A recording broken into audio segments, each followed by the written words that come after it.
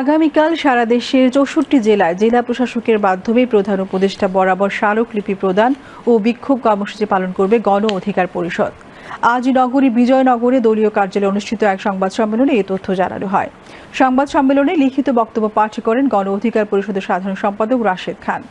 সংবাদ সম্মেলনে আওয়ামী লীগের সাংগঠন কার্যক্রম নিষিদ্ধ, নিবন্ধন স্থগিত এবং গণহত্যার বিচার নিশ্চিত করার দাবি জানায় গণ অধিকার পরিষদ।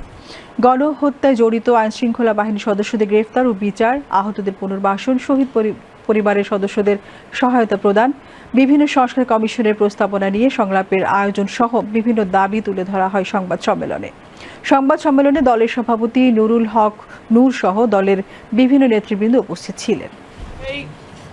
এই আওয়ামী লীগের যারা অপরাধী রয়েছে তাদেরকে গ্রেপ্তার করতে হবে, কিন্তু আমরা দেখতে পাচ্ছি আসামিদের দেশের বাইরে রেখে এই সরকার বিচার কার্যক্রম পরিচালনা করতে চাচ্ছে, যেটা আসলে ন্যায় বিচার পরিপন্থী। কোনোভাবেই আসামিদেরকে গ্রেপ্তার না করে জেলের বাইরে রেখে ন্যায় বিচার প্রতিষ্ঠা করা সম্ভবপর নয়।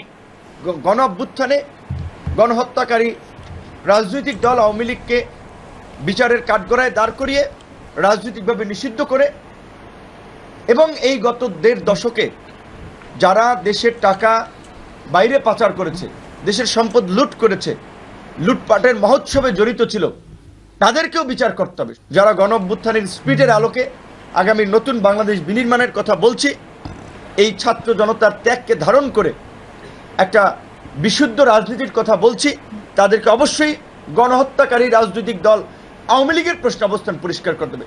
সরকার কি ভাবছে, অমুক দল কি ভাবছে, নির্বাচন কমিশন কি ভাবছে, সেটা বিষয় না। বিষয়টা রাজনৈতিকভাবে আমরা আওয়ামী লীগের রাজনীতি আগামীতে চাই কিনা।